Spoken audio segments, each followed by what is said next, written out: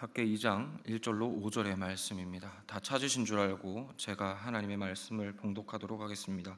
하나님의 말씀을 들으십시오.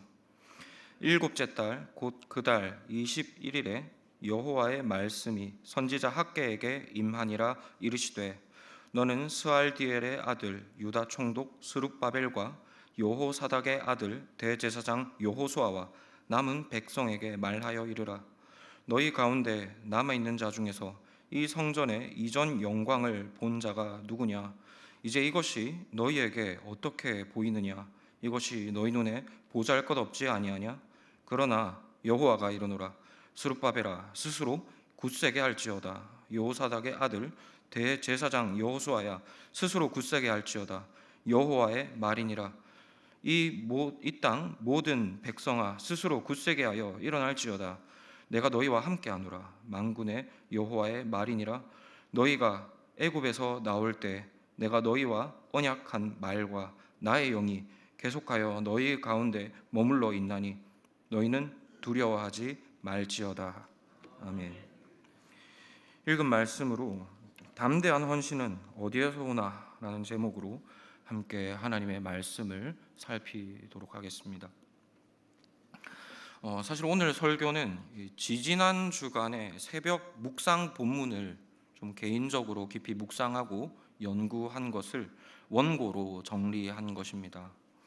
우리는 지난 몇 주간 동안 이 새벽 기도 묵상 본문으로 에스라서를 살펴보고 있습니다. 그리고 이 에스라서의 내용을 간략하게 말씀드리면 이런 것입니다.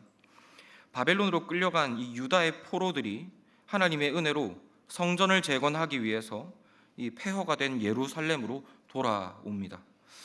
편의상 이들을 귀환포로라고 하겠습니다. 그리고 저들이 성전 재건 사업에 착수했을 때 그 사업은 정말 빨리 완성될 수 있으리라고 기대했습니다. 왜냐하면 이 황제였던 고레스의 전폭적인 지지를 이들이 받고 있었기 때문입니다. 그러나 유다 나라의 회복을 두려워하는 이 인근의 이방인들의 정치 공작 때문에 성전 건축은 얼마 못 가서 멈추어집니다. 결국 십수년간 이 성전 재건은 좌절되어 버리게 됩니다. 게다가 이 주변에 있던 이 이방인들이 이 당시에 새로운 황제에게 상소를 올리는 바람에 이것은 거의 원천봉쇄가 되어버리죠. 그러나 하나님은 이렇게 좌절된 성전 재건을 있도록 내버려 두지 않으셨습니다. 학계 선지자를 보내셔서 이 귀환 포로 공동체를 이렇게 엄하게 책망하시죠. 성전이 황폐하니 때 너희가 판벽한 집에 사는 것이 옳으냐? 너희 집을 세우기에 앞서 하나님의 집을 세우라 라고 말입니다. 시간이 많이 흐르긴 했습니다만 우리가 지난번에 이 본문으로 말씀을 살펴보았습니다. 그리고 이 책망의 의미는 이런 것이라고 말씀을 드렸죠. 너희가 스스로 너희의 집, 그러니까 가장 노릇을 할 수가 없다. 너희 스스로 너희의 집을 꾸려갈 수가 없다. 다시 하나님의 아버지 되심을 의지하고 하나님의 집으로 들어와 하나님의 은혜를 누리라 라는 이런 의미라고 했습니다. 즉 하나님께서 성전을 재건하라라고 명령하시는 것은 하나님의 은혜를 다시 의지하라, 하나님의 구원의 은혜를 회복하라라는 은혜로의 초청인 것이죠. 그리고 학개서와 에스라서를 살펴보면 이런 사랑의 책망을 받은 포로 귀환 공동체는 곧장 성전 재건에 담대하게 헌신합니다. 저는 개인적으로 이 부분을 묵상하면서 저들의 이런 즉각적이고 담대한 헌신이 제 마음에 가시처럼 박히는 것 같았습니다. 감동이 되었다는 말이 아닙니다. 좋게 말하면 도전이 되었다는 말이고, 좀 나쁘게 말하면 질투를 넘어서 화가 났다는 말입니다. 무슨 말인가 하면 도대체 저들은 뭐 그리 신실해서 십수년이나 좌절되었던 이 성전 재건을 선지자의 말씀 한마디에 하루아침에 이렇게 재개하고 일어날 수 있느냐 하는 것입니다. 이런 저들의 하나님을 향한 열심에 질투가 났다는 겁니다. 사실 저들의 상황은 결코 성전을 재건하면 안 되는 상황이었습니다.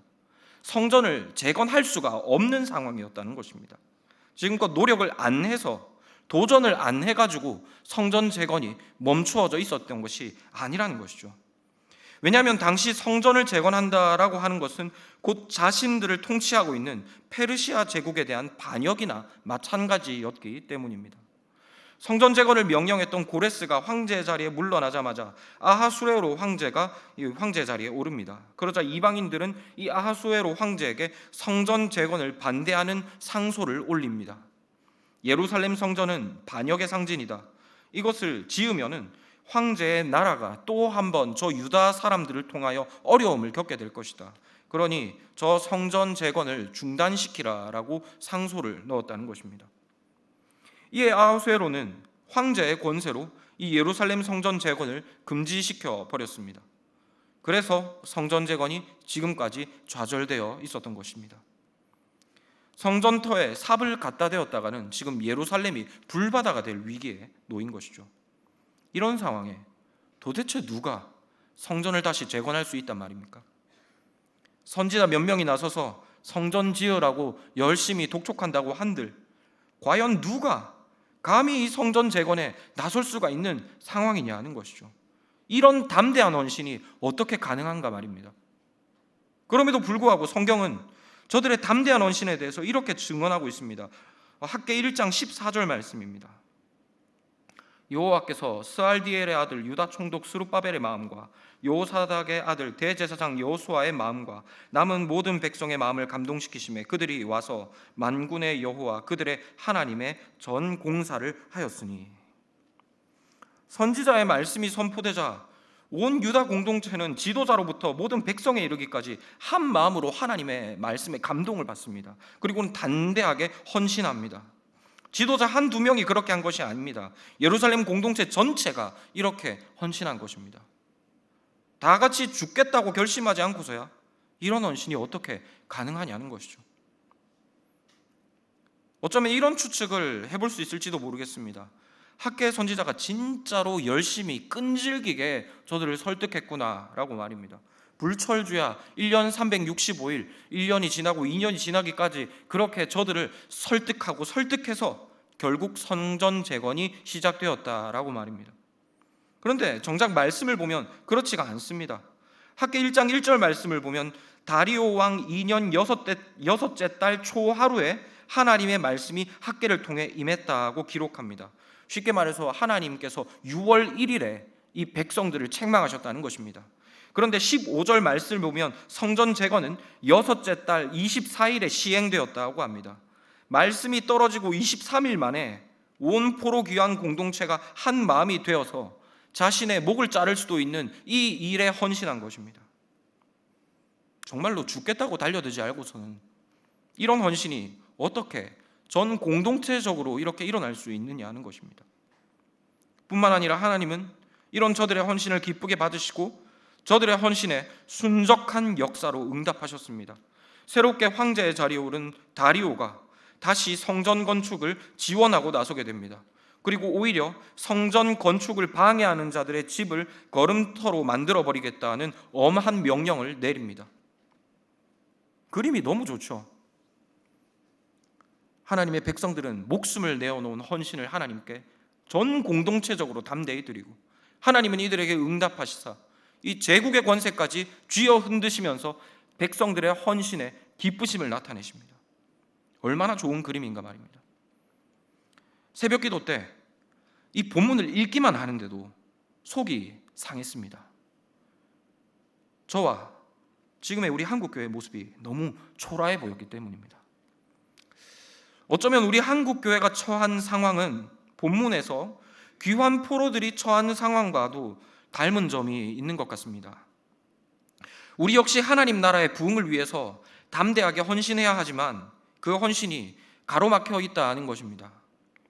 물론 저들이 재건하고 있는 이 성전 그리고 우리가 하나님 나라의 부흥을 위해 헌신하는 것 이것에는 근본적인 차이가 있습니다. 왜냐하면 저들이 재건하고 있는 이 성전이라고 하는 것은 곧 그리스도께서 완성하실 구원 사역과 연장선상에 있기 때문입니다. 그러나 앞서 살펴본 대로 하나님께서 요구하시는 이 성전 재건이라고 하는 것은 하나님 의지함을 회복한다는 의미가 포함되어 있습니다. 그리고 우리의 하나님을 향한 헌신의 방향도 이와 마찬가지이죠.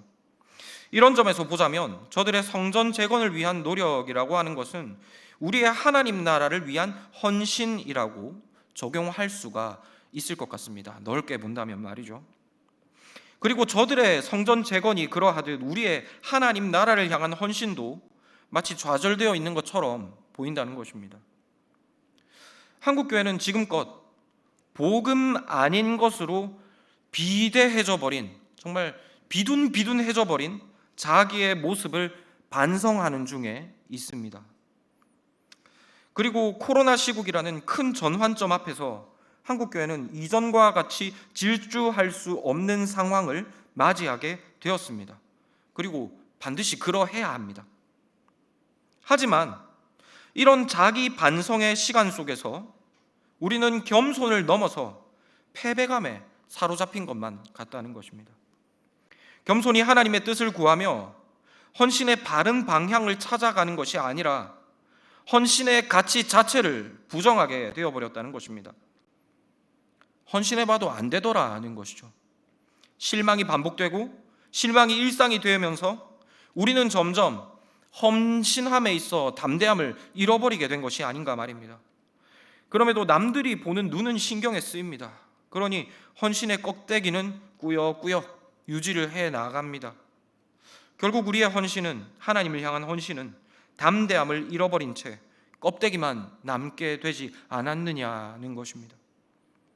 그런데 에스라서의 말씀을 보면 저 귀한 포로들은 선지자가 말씀 한번 전했다고 저렇게 절망을 툭 털어내버리고 담대히 헌신합니다. 그래서 그런 저들을 보면서 속이 상했습니다. 도대체 저들과 우리가 무엇이 달라서 저 깊은 좌절을 툭 털어내고 일어나서 다시 하나님께 저렇게 담대히 헌신할 수 있는가 말입니다.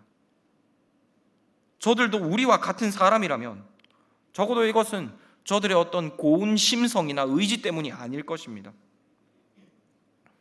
그렇다면 저들을 무엇이 저리 담대히 헌신하게 했는가? 이것에 대하여 질투가 나고 또한 호기심이 생겼다는 것입니다. 저는 오늘 이런 시기 어린 호기심을 가지고 함께 이 담대한 헌신의 비결에 대하여 생각해 보고자 합니다. 그리고 이를 통하여 우리 역시 저들과 함께 이런 하나님을 향한 담대한 헌신을 회복해 나아갈 수 있기를 소망합니다.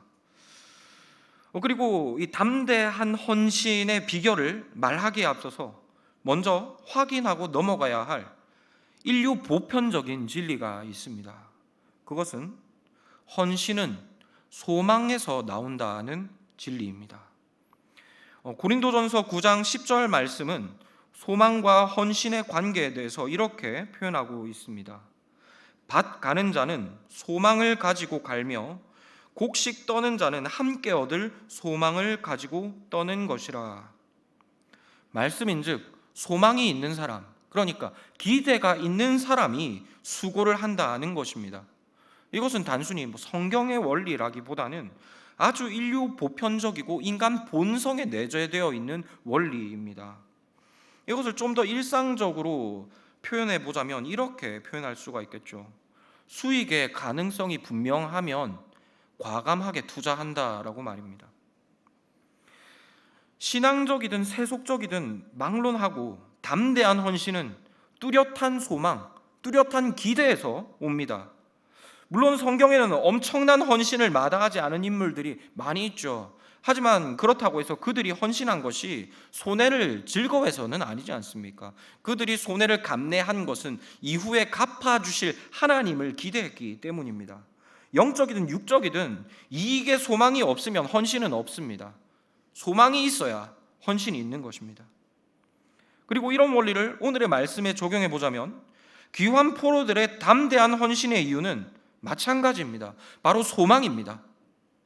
즉 저들의 태도를 이렇게 갑자기 바꾸어 죽음의 위기 앞에서도 저들을 담대히 헌신하게 할 수 있었던 원동력은 저들의 고운 심성, 우리보다 착한 어떤 성격이 아니라는 것입니다. 저들 극단적으로 움직일 만한 그런 어떤 분명한 소망이 선지자를 통하여 저들에게 전해졌기 때문이라는 것이죠. 그때 활동했던 학계 선지자든 스가랴 선지자든 당시 성전 재건을 이끌었던 이 선지자들에게서부터 틀림없이 어떤 소망이 전해지지 않았겠느냐는 것입니다. 그러므로 우리가 이 시간 주목해 보아야 할 것, 담대한 헌신을 회복하기 위하여 주목해 볼 것은 저들의 어떤 고운 심성이 아닙니다. 저들을 움직인 원동력, 모든 사람을 움직이는 원동력, 곧 소망, 선지자가 전한 소망이 바로 우리가 주목해 보아야 할 핵심입니다. 그러나 제가 이 소망에 주목해 보아야 한다라고 말씀을 드릴 때 실망하셨을 것 같습니다. 왜냐하면 우리의 헌신이 좌절된 이유가 사실 소망 때문이니까 말입니다. 우리는 소망이 없어서 이렇게 풀이 죽어 있었던 것은 아니죠. 우리가 언제 소망을 품지 않아서, 소망을 꿈꾸지 않아서 이렇게 좌절되어 있고 풀이 죽어 있느냐는 것입니다. 우리는 우리의 헌신이 껍데기만 남지 않게 하려고, 우리의 하나님을 향한 헌신들이 그저 피상적이지 않아지게 하려고 어떻게든 소망을 짜내 왔습니다. 이번에도 뻔하게 똑같을 줄 알지만 그럼에도 이번에는 다를 것이다 라고 스스로를 속여가며 마른 걸레를 짜내듯이 어렵사리 소망을 끌고 모아 그렇게 하나님께 기대함으로 헌신했다는 것입니다. 우리의 헌신을 통해서 영적 부흥이 일어나리라, 우리의 헌신을 통해 우리의 신앙이 회복되어지리라 하고 매번 기대하려고 안간힘을 썼다는 것입니다. 문제는 그 기대가 매번 좌절되었다는 것이죠. 이번에는 다르리라 라고 기대하고 마음을 추스려 보아도 언제나 결과는 이전과 별 다를 것이 없더라는 것입니다. 이에 반해 이 포로기왕 공동체에게는 얼마나 뚜렷하고 통쾌한 응답이 있습니까? 저들이 소망을 품고 하나님께 헌신하니까 황제의 명령이 바뀌어 버립니다. 성전 재건을 가로막던 이 페르시아 제국이 이제는 성전 재건을 가로막는 자들의 집을 걸음더미로 만들어버리겠다고 나섭니다. 이런 응답이 임하면 무슨 헌신이든 우리가 달갑게 하지 않겠느냐는 것이죠. 이에 반해 우리의 소망은 어김없이 실망으로 마무리됩니다. 그러니 우리가 무슨 소망을 말할 수 있고 또한 무슨 소망을 의지하여서 담대하게 헌신할 수 있겠느냐는 것이죠. 결국 귀환 포로들이 저렇게 담대히 헌신할 수 있었던 것, 그것은 우리에게 없는 해피엔딩이 저들에게 있기 때문이 아니냐는 것이죠. 그리고 이에 대해 답을 드리면, 물론 하나님께서 포로 귀환 공동체에게 기이한 은혜를 베풀어 주신 것은 사실입니다. 하지만 그렇다고 해서 이것이 귀환 포로들을 담대하게 만든 소망은 아니었습니다. 무슨 말을 드리는 것이냐 하면, 저들에게 이런 담대한 헌신이 나올 수 있었던 것은 분명 소망 때문은 맞습니다. 그런데 그렇다고 그들이 품었던 소망이 성전을 짓기만 하면 다리오 황제가 갑자기 나서서 자신들을 도와줄 것이다, 혹은 위종자들이 급격하게 변화할 것이다, 이런 기대에 있었던 것은 아니라는 말이죠. 일단은 그 어떤 선지자도 이런 약속을 전하지 않았습니다. 성경에 기록된 이 선지자들의 말씀을 보면 선지자들이 예언할 때 다리오 황제가 너희의 편을 들어줄 것이다, 제국이 너희를 위하여 헌신할 것이다, 이런 말은, 이런 반구도 하지 않았다는 것입니다. 그리고 참 진부한 말이긴 합니다만 저들의 소망의 대상은 애초에 어떤 상황이나 사건에 있지가 않았습니다. 한번 생각해 보시기 바랍니다. 만일 저들이 어떤 구체적인 상황을 염두에 두고 그것을 소망으로 삼아서 성전을 재건했다면 저들은 필히 실망했을 것입니다. 왜냐하면 오늘의 본문에도 나옵니다만 저들이 재건하려는 성전 건물 자체가 볼품이 없기 때문입니다. 에스라서 3장 말씀을 보면 이 성전이 얼마나 초라한지가 나옵니다. 솔로몬 성전의 영광을 기억하는 이들이 성전 재건을 위해서 새롭게 성전 기초를 놓은 것을 보았습니다. 그런데 그것을 보자 대성통곡을 합니다. 너무 초라해서요. 이전에 있었던 성전의 영광에 비할 때 새로 짓는 성전의 기초를 보니 이게 무슨 성전인가라고 한탄할 만큼 형편이 없더라 하는 것입니다. 그래서 새롭게 짓는 성전의 건물을 보고 대성통곡을 했습니다. 그래서 오늘의 말씀에서도 선지자는 이 성전 재건을 위해 수고하는 저들을 향해 성전 때문에 실망하지 말라고 독려하고 있습니다. 비록 이런 극적인 하나님의 은혜가 있었다 하더라도 저들이 정작 헌신하고 있는 성전 건물 자체에는 그들이 바라는 어떤 기대함이 없었습니다. 우리와 마찬가지인 것이죠. 저들이 담대하게 헌신했고 하나님께서 은혜 베푸셨음에도 불구하고 당장 보이는 헌신의 결과는 이상적인 상황과 거리가 한참 먼 것이었습니다. 이로 볼 때 저들이 헌신하게 되었던 그 원동력으로서의 소망은 어떤 특정한 상황이나 사건이 아니었습니다. 즉 귀한 포로들이 하나님께 담대하게 헌신했던 것은 선지자가 전한 어떤 소망 때문이긴 합니다만 그 소망은 어떤 상황이나 구체적인 사건은 아니었다는 것이죠. 그렇다면 선지자는 도대체 무슨 소망을 저들에게 전해주었던 것일까요? 우리는 그 소망이 무엇인지를 본문 5절에서 추측할 수 있습니다. 물론 시간적인 순서를 따지면 귀환 포로들이 헌신을 결단한 것은 앞서 말씀드린 대로 6월 24일입니다. 그리고 오늘의 말씀이 주어진 것은 약 한 달 뒤인 7월 21일입니다. 이렇게 보면 귀환 포로들의 헌신과 본문은 사실상 상관이 없어 보이죠. 그런데 저들이 헌신하기 전에 하나님께서 1장 13절에서 약속을 주셨습니다. 내가 너희와 함께 하노라 라는 약속입니다. 그리고 오늘의 본문에도 보면 똑같은 말씀이 등장합니다. 그리고 이어지는 본문이 5절이죠. 이로 볼 때 이 오늘의 말씀은 단순히 이후에 주어진 어떤 말씀이 아니라 앞서 1장 13절에서 하나님께서 주신 약속에 대한 보충 설명이라고 할 수 있습니다. 뿐만 아니라 이어지는 이 말씀의 내용을 살펴보면 이것은 단순히 어느 한 시점에 주어진 말씀이 아니라 성전 재건의 의미를 전체적으로 이해해야 하는 그런 열쇠와 같은 말씀임을 우리는 알 수가 있습니다. 이런 이유로 함께 5절의 말씀을 주목해 보려고 하는데요. 5절 말씀을 제가 읽어드리겠습니다. 너희가 애굽에서 나올 때 내가 너희와 한 말과 나의 영이 계속하여 너희 가운데 머물러 있나니 너희는 두려워하지 말지어다. 이 앞서 3절로 4절 말씀을 보면 선지자는 먼저 저들의 헌신의 결과인 성전 건물 자체에는 소망의 이유가 아님을 우리에게 분명히 말하고 있습니다. 오히려 그것은 절망의 이유이죠. 그리고 이어지는 5절 말씀을 통해서 저들이 정말로 굳세고 담대하게 헌신해야 할 이유를 설명합니다. 그것은 애굽에서 나올 때 내가 너희와 언약한 말 때문입니다. 그리고 그 말을 주신 하나님이 영으로 저들과 함께 있기 때문이죠.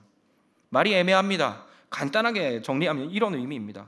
내가 이전에 너희를 출애굽시킬 때 내가 너희한테 약속한 것 있지 않느냐, 내가 너희한테 뭐라 약속하지 않느냐, 그 약속을 했던 내가 지금도 너희와 함께 있다. 그러니 담대하라 라는 것이죠.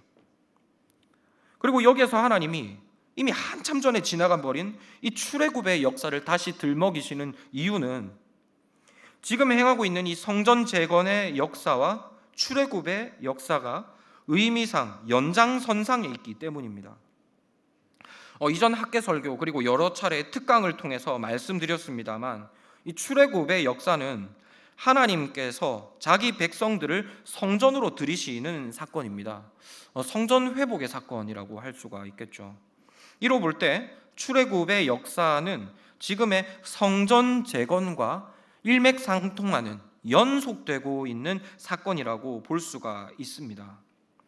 시간 관계상 이것에 대하여 자세한 신학적인 설명을 드리는 것은 어렵겠습니다만 이전에 많은 설교들과 특강들을 통해 어떤 의미인지 충분히 아시리라 생각됩니다. 즉 이 출애굽의 사건 그리고 오늘 재건해야 할 성전의 의미는 동일한 연장선상 가운데 있다라는 것이죠. 그래서 하나님은 이 출애굽 때 약속하신 그 약속을 이 성전 재건의 역사에서 다시 한번 꺼내고 계신 것입니다. 그렇다면 이 출애굽 때 주셨던 약속이 무엇일까요? 그 기억하고 다시 담대함을 얻어야 할 그 하나님의 약속이 무엇이냐는 것입니다. 사실 그 약속은 우리가 다 외우고 있습니다.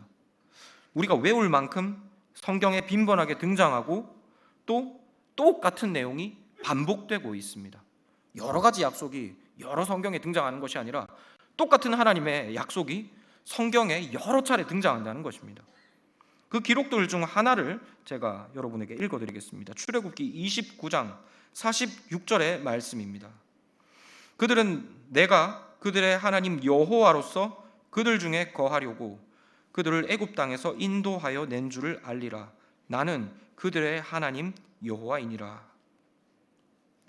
말씀인즉 여호와께서 이스라엘의 신으로서 이스라엘의 아버지로서 저들과 함께 거하시려고 했다는 것입니다. 방금 말씀드린 대로 이것은 성전의 의미이죠. 하나님께서 출애굽 당시에 이스라엘 백성들에게 하나님의 집, 성전을 저들에게 베풀어 주시려고 했다는 것이죠. 그래서 이것을 위해서 하나님이 뭘 하셨는가 하면 이스라엘 백성들을 애굽에서부터 인도해 내셨다고 합니다. 정리하면 이런 말입니다. 하나님께서 자기 백성들에게 성전을 베풀어 주시려고 하나님이 자기 백성들을 인도하셨습니다. 이것이 오늘의 설교에서 우리가 살펴봐야 될 소망의 핵심입니다. 너무 중요해서 다시 한번 말씀드립니다. 하나님께서 자기 백성들에게 성전을 베풀어 주시려고 하나님께서 자기 백성들을 인도하셨습니다. 이것이 바로 하나님의 성전을 회복하는 자가 담대하게 헌신할 수 있는 소망입니다. 그럼 이게 무슨 의미일까요? 하나님께서 성전을 베푸시기 위하여 하나님께서 자기 백성을 인도하신다. 이게 왜 우리에게 담대할 이유가 되느냐는 것입니다. 우리는 이를 알기 위해서 홍해 앞에 서 있던 이 모세의 말을 기억해 보아야 합니다. 출애굽기 14장에 기록된 말씀이죠. 이 말씀에는 성전을 세우시는 하나님과 하나님의 백성들의 담대함의 상관관계가 아주 뚜렷하게 나타납니다. 하나님께서 홍해를 가르시고 이스라엘 백성들을 이 가나안 땅, 그러니까 하나님의 집으로 인도하시려 할 때 이스라엘 백성들은 두려움에 떨었습니다. 왜냐하면 홍해가 갈라지기 직전만 하더라도 그들에게는 그 어떤 소망의 조그만한 꼬투머리도 보이지 않았기 때문입니다. 뒤에서는 애굽 백성들이 쳐들어오고 있고 앞에는 홍해가 가로막고 있습니다. 이 가운데에서 소망을 발견할 수 없는, 어떤 소망의 상황도 발견할 수 없는 이 이스라엘 백성들은 두려움에 떨었다는 것입니다. 그러나 그때 모세가 이렇게 백성들에게 전합니다. 출애굽기 14장 13절로 14절 말씀입니다. 모세가 백성에게 이르되 너희는 두려워하지 말고 가만히 서서 여호와께서 오늘 너희를 위하여 행하시는 구원을 보라. 여호와께서 너희를 위하여 싸우시리니 너희는 가만히 있을지니라. 모세는 백성들에게 두려워하지 말라라고 합니다. 그 이유가 무엇입니까? 일이 잘 풀릴 것이기 때문입니까? 혹은 이제 곧 홍해가 쪽 갈라지고 애굽 백성들은 다 죽을 것이기 때문입니까? 그런 말은, 이런 반구도 나오지 않습니다. 그것에 대하여는 모르는 일입니다. 이유는 단 하나입니다. 그것이 남의 일이기 때문입니다. 자신에게 속한 일이 아니라, 자신이 감당해야 할 그런 일이 아니라 오직 하나님에게만 속한 일이기 때문이라는 것입니다. 저들이 애굽을 탈출하는 일, 탈출하여서 장차 하나님의 성전의 땅인 가나안으로 들어가는 일, 그곳 가운데서 하나님의 은혜를 의지하며 살아가는 일, 그것은 전적으로 하나님께 속한 일입니다. 그래서 모세는 이 일에 대하여서 백성들아 너희가 주제넘게 두려워하지 말아라 라고 권면하는 것입니다. 이스라엘이 신경 쓰고 헌신해야 할 일은 단 하나입니다. 하나님의 곁에 멀뚱멀뚱하게 서서 하나님께서 무슨 일을 하시는가를 쳐다보는 것이죠. 구원의 길을 여시는 하나님을 소망하는 것, 이것이 백성들에게 주어진 가장 중요한 본분이라는 것입니다. 그래서 구약 성경을 원어로 살펴보면 이 하나님의 구원 역사와 관련하여서 두려워하지 말라라는 명령이 정말 많이 등장합니다. 그러나 그들이 두려워하지 말아야 될 이유를 찾아보면 대부분의 구약 성경에서 거의 동일한 것을 제시합니다. 구원의 역사가 하나님의 일이기 때문입니다. 즉 성경이 말하는 구원의 역사로 인하여 하나님의 백성들이 두려워하지 않을 이유, 구원의 역사가 좌절될 것 같고 우리의 헌신이 물거품이 될 것 같음에도 불구하고 두려워하지 않을 이유는 단 하나입니다. 그것은 우리의 일이 아니라 하나님의 일이기 때문입니다. 이런 이유로 학개 선지자는 귀환 포로들에게 출애굽 때 하나님이 뭐라고 말씀하셨는지 기억하라라고 권면하는 것이죠. 즉 학개 선지자가 전한 소망의 핵심은 이런 것입니다. 너희가 지금 회복하려는 그 성전의 본질, 곧 하나님을 의지함을 회복하는 그 일은 너희의 부족함과 연약함, 그리고 너희를 가로막고 있는 그 어떤 상황과도 아무런 관련이 없다라는 것입니다. 너희의 눈에 보이는 그 어떠한 현상과 어떠한 결과들도 하나님의 역사를 조금도 움직일 수가 없다는 것입니다. 왜냐하면 그것은 오직 하나님께만 속한 일이고 하나님은 반드시 그 일을 이루어내고야 마시기 때문이죠. 그래서 학개는 당장 눈에 보이는 그 결과에 소망을 두지 말고 그 일을 이루시는 하나님께 소망을 두라고 권면하고 있는 것입니다. 그 하나님이 너희와 여전히 함께하고 있지 않느냐, 그 하나님께서 이를 포기하지 아니하시지 않았느냐, 그러니 그 하나님께 너희의 소망을 두라. 이것이 바로 학개 선지자가 귀환 포로들에게 전한 소망의 핵심입니다. 그리고 동시에 하나님께서 절망에 잡힌 우리에게 전하시는 소망의 이유입니다. 그리고 이 소망이 우리로 하여금 다시 한번 하나님께 담대히 헌신하게 할 것입니다. 말씀을 맺고자 합니다.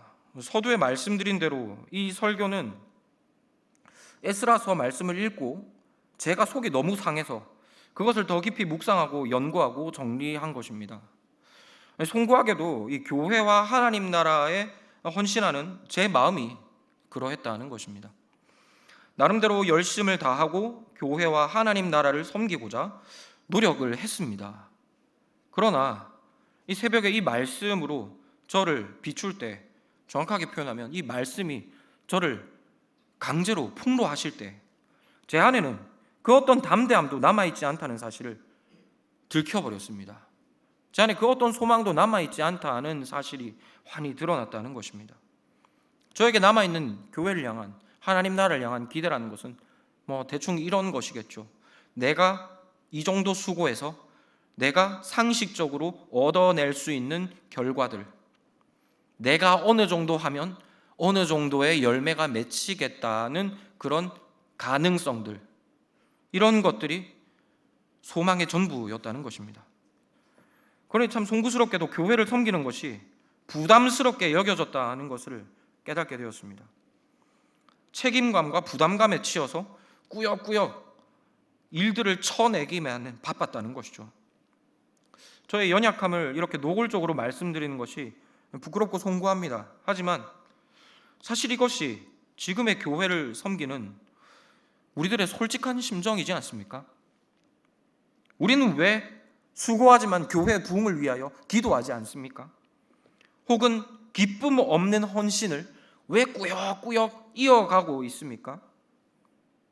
물론 그게 또 어딥니까? 하지만 이왕 하는 우리의 헌신이 조금은 즐거움과 기대함으로 차 있어야 하지 않겠습니까? 그럼에도 그럴 수 없는 것은 우리에게 소망이 메말라 버렸기 때문입니다. 우리의 상황이 우리의 헌신의 결과로서 나타나는 어떤 우리의 눈에 보이는 결과가 우리의 소망을 계속해서 메말라 버리게 했다는 것이죠. 그러나 개인적으로 이 성전 재건의 말씀과 씨름하며 큰 위로를 얻었습니다. 그 위로는 사람이 제 아무리 엉망으로 씨를 뿌리고 엉망으로 물을 주더라도 교회와 하나님 나라를 자라게 하는 일은 오직 하나님께만 달려있다는 위로입니다.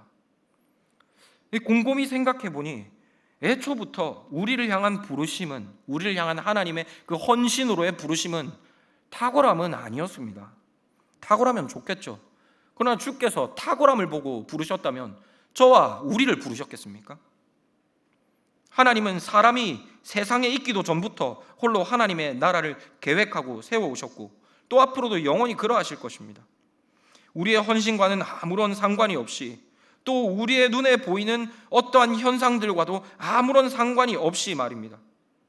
그리고 이런 이유로 우리의 눈에 볼 때 하나님의 역사는 실패하는 것처럼 보이고 또 때를 못 맞추는 것처럼 보입니다. 우리가 하는 일이 아니니까 우리의 때와 우리의 기대를 만족시키지 못한다는 것이죠. 그러나 사실 이것은 큰 다행입니다. 우리의 이기적인 때와 우리의 어리석은 기대를 맞추면은 하나님 나라가 망할 것은 뻔하기 때문입니다. 하나님 나라는 오직 홀로 하나님의 뜻을 따라 하나님의 때에 정확하게 세워져 왔고 또 앞으로도 그럴 것입니다. 그래서 하나님의 나라는 요동함이 없습니다. 다만 그 하나님께서 우리를 사랑하셔서 이 실패함이 없는 하나님 나라의 영광에 우리를 참여하게 하시려고 우리에게 불필요한 작은 수고들을 나누어 주신 것이죠. 우리의 노동력을 착취하려고 우리를 부르신 것이 아니라 그 나라의 영광의 한자리들을 우리에게 마련해 주셨다는 것입니다. 이런 이유로 하나님 나라를 향한 우리의 헌신은 어리석은 우리의 기대에 미치지는 않을 것입니다. 우리의 소망함, 우리가 기대하는 어떤 이상과는 거리가 항상 멀 것이라는 것이죠. 그럼에도 불구하고 하나님 나라를 향한 우리의 헌신은 결단코 헛되어지지 않을 것입니다. 심지 않은 것을 거두게 하시는 그 하나님께서 하나님 나라를 위해 무익한 수고를 하는 모든 이들에게 하나님의 영광을 보게 하고 참여하게 하실 것입니다. 그러므로 하나님 나라의 영광을 구하는 성도 여러분, 우리의 때와 우리의 기대가 아니라 하나님의 신실하심에 소망 두심으로 헌신의 담대함을 회복하십시오. 성경에 기록된 하나님의 신실함이 항상 동일한 것처럼 그렇게 일하십시오. 이를 위하여 그 하나님의 신실하심을, 그리고 우리의 삶에 나타난 하나님의 신실하심을 깊이 묵상하십시오.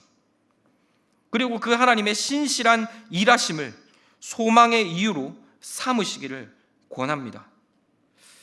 그러면 성령 하나님께서 우리에게 보여주시는 이 하나님께 대한 확실한 소망으로 인해서 우리는 다시 한번 담대한 헌신을 하나님께 드릴 수 있게 될 것입니다. 주께서 일하심으로 인하여 우리 역시 우리의 눈에 보이지 않는 것들을 바라며 수고할 수 있게 될 것입니다. 하나님의 수준의 위대한 일이 하나님의 때에 반드시 일어날 것처럼 그렇게 기대하며 우리 역시 다시 저들과 같이 수고할 수 있게 될 것입니다.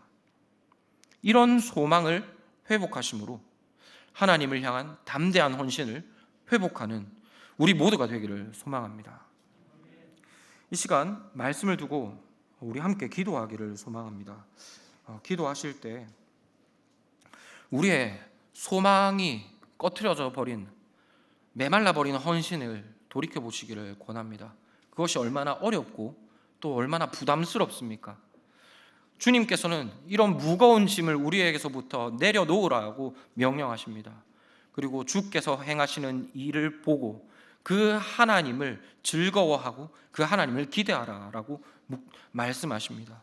그럼 이 시간 기도하실 때 우리가 이전에 우리의 손으로 무엇인가를 만들어내려 했던 그런 어리석음들을 이제는 그치게 하여 주시기를, 그리고 하나님의 일하심을 바라보고 그 하나님의 일하심을 우리의 소망으로 다시 삼을 수 있게 되기를 함께 기도하십시다. 이로써 우리 교회의 모든 헌신들이, 하나님을 향한 헌신들이 즐거움으로 일어날 수 있도록, 하나님을 향한 기대함으로 다시 회복되어질 수 있도록 은혜 베풀어 주시옵소서라고 함께 기도하겠습니다. 기도하시겠습니다.